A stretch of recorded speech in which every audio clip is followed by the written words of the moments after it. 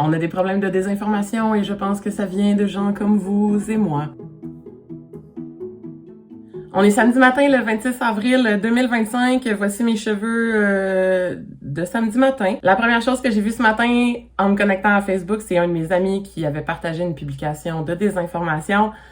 J'avais vraiment envie qu'on regarde ça ensemble, juste pour comprendre un peu les patterns qui viennent avec ce genre de publication-là. Je vais vous dire pourquoi ça a marché et je parle d'une publication que vous avez peut-être vu passer sur Facebook dans les derniers jours qui parle des revenus alloués aux demandeurs d'asile au Canada. Cette publication-là, celle qui est virale ces jours-ci, provient en apparence d'un compte d'une dame normale, pas quelqu'un de connu, pas un visage connu. Ça vient de quelqu'un, comme je dis en intro, comme vous et moi. C'est peut-être un danger supplémentaire, en fait, parce qu'on se méfie un peu moins quand ça vient des gens normaux, alors qu'on devrait peut-être se méfier davantage, ne serait-ce parce que ces gens-là sont pas journalistes. Il y a probablement pas de recherche faite en amont, mais aussi parce que dans le contexte actuel, une vraie personne qu'on ne connaît pas de visu ou qu'on n'a jamais rencontrée, ça se peut que sur les réseaux sociaux, surtout sur Facebook, ça soit pas vraiment une vraie personne. La publication dont je vous parle, et je vais pas vous donner la source parce que justement c'est de la désinformation et ça provient d'un compte perso. Cette publication-là, au moment d'enregistrer cette vidéo, a 914 réactions, donc des likes, des fâchés, des rires, et 43 575 partage. Donc, c'est quelque chose qu'on pourrait qualifier de viral, surtout sur Facebook. Il y a probablement 1000 raisons pour lesquelles cette publication-là est devenue virale. Je vais essayer d'en soulever quelques-unes. Et pour moi, à mon sens, un contenu qui fonctionne, c'est toujours relié au contexte. Et là, je parle de contexte au pluriel, les contextes. En ce moment, le 26 avril 2025, on est à 2 jours des élections fédérales.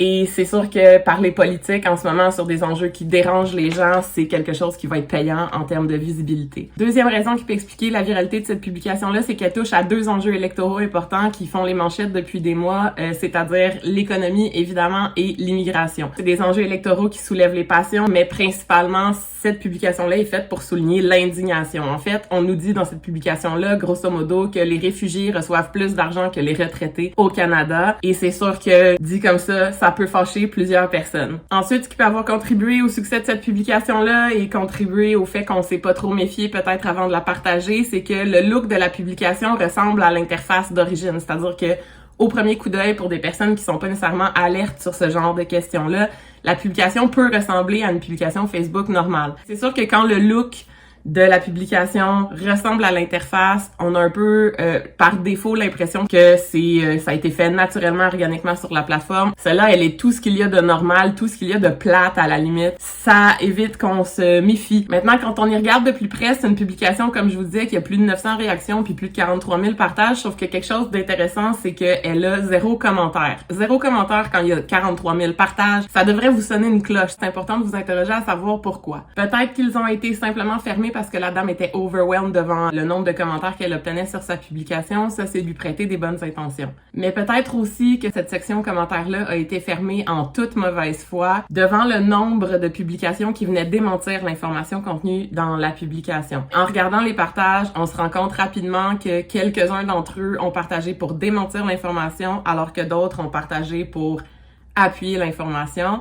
Dans leurs commentaires à ces personnes-là, plusieurs autres personnes soulignent que c'est de la désinformation, fournissent des informations factuelles. C'est important de comprendre par contre qu'une publication comme celle-là, si les commentaires sont fermés, ça va probablement encourager le partage parce que ça éveille des émotions qui nous donnent envie de commenter vraiment fort. Si je ne peux pas commenter sous la publication, l'instinct, ça va être de partager la publication et de partager mon indignation dans mon propre caption, ma propre description du partage. C'est important de comprendre aussi que pour les algorithmes, un partage, ça vaut vraiment beaucoup de points de popularité. Ça veut dire que vous endossez le contenu que vous apprêtez à partager et ça confirme donc à Facebook que c'est un contenu de qualité. Ça veut pas toujours dire que c'est le cas, mais c'est une des méthodes algorithmiques pour déterminer la qualité du contenu. Il y a de la recherche académique sur les émotions qui suscitent de l'engagement sur les médias sociaux numériques. Ici, je peux vous parler entre autres d'un texte qui s'intitule The New Science of Customer Emotions, qui a été publié dans la Harvard Business Review en 2015. Ces ouvrages-là souvent mettent en lumière que 3 émotions principales sont des moteurs d'engagement en ligne, entre autres l'émerveillement, qui est une merveilleuse émotion, mais les 2 desquelles on devrait se méfier, c'est l'indignation et la colère, ou encore l'anxiété. Dans cette publication-là, c'est comme un jackpot, on a 2 de ces 3 émotions-là, on a la colère et l'indignation, et en plus l'anxiété économique. numérique. C'est pour ça qu'en contexte de désinformation sur Internet, moi, je vous conseille toujours d'essayer d'écouter vos émotions. Comment vous vous sentez en lisant cette publication-là? Si c'est l'indignation et la colère ou l'anxiété qui s'élèvent en premier, qui sont des moteurs ultra puissants en termes d'engagement, essayez de vous poser la question pourquoi. Essayez de voir d'où ça vient, ce sentiment-là. La deuxième étape, ça va être d'aller vérifier et de remonter à la source de l'information. Dans le meilleur des cas, vous allez vous rendre compte que c'est pas de la vraie information qui vous a mis dans tous vos états. Dans le pire des cas, ça va confirmer l'information puis vous allez pouvoir partager en toute connaissance de cause.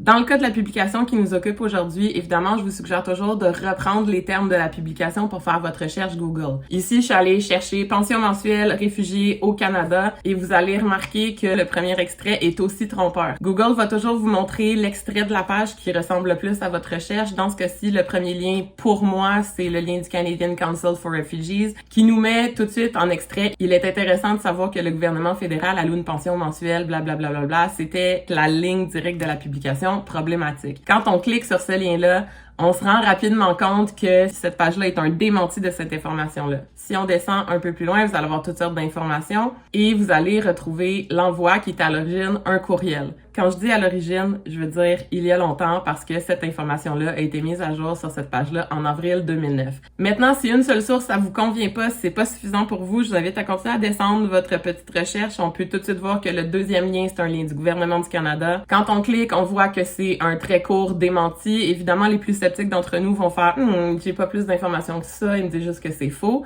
Vous pouvez encore une fois continuer votre recherche. Dans les liens que Google me suggère à moi, on va rapidement arriver à un lien de l'agence France Presse qui vient aussi démentir cette information-là. Ici, j'étais curieuse de voir la date. On peut voir que ça a été publié en octobre 2018. Encore une fois, c'est des fausses nouvelles qui ne sont pas des nouvelles nouvelles. Si on continue de descendre dans mes résultats à moi, on va arriver à des liens de Radio-Canada qui en a parlé en 2017, qui en a parlé avant ça en 2016. À ce point-ci, moi, j'arrête ma recherche. J'ai pas non plus toute une vie à passer sur démentir des fausses nouvelles que je vois sur Facebook. Mais c'est important de faire ce travail juste pour s'assurer de pas propager de fausses informations, de pas faciliter la propagation de ces nouvelles-là.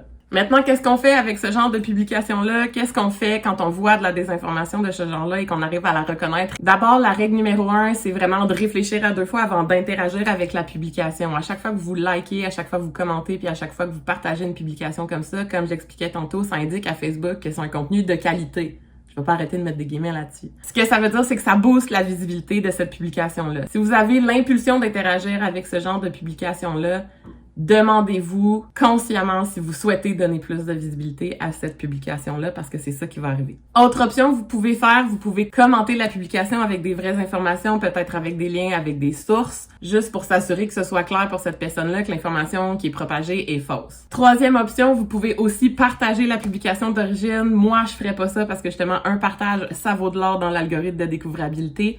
Mais si vous êtes à l'aise, vous pouvez partager cette publication-là en mettant dans votre description de la publication que c'est de la fausse information. Finalement, et c'est super important, habituez-vous à supprimer les publications qui sont fausses sur votre profil. Si vous avez partagé une publication comme celle-là, vous avez juste à cliquer sur les 3 petits points en haut à droite de votre publication, descendre tout en bas des options qui sont offertes et cliquer sur le petit icône de poubelle. C'est important de savoir qu'une publication comme ça crée des dommages, ça nuit à la qualité de vie et à la sécurité des personnes immigrantes et réfugiées et ça devient aussi un argument électoral pour un parti qui n'a finalement rien à voir avec cette fausse information. En conclusion, je vous invite à tourner vos index cette fois avant de partager une publication qui vous fâche, mais si vous l'avez fait, faut pas trop vous en vouloir, il y a personne de parfait. Si vous avez vu une publication web québécoise qui vous titille et vous avez envie de me l'envoyer pour que j'en parle, vous pouvez la partager avec moi en commentaire ou en DM. Si ce que je fais vous intéresse, vous pouvez me suivre sur Facebook et sur YouTube, des chaînes qui s'appellent Pas besoin d'être parfait.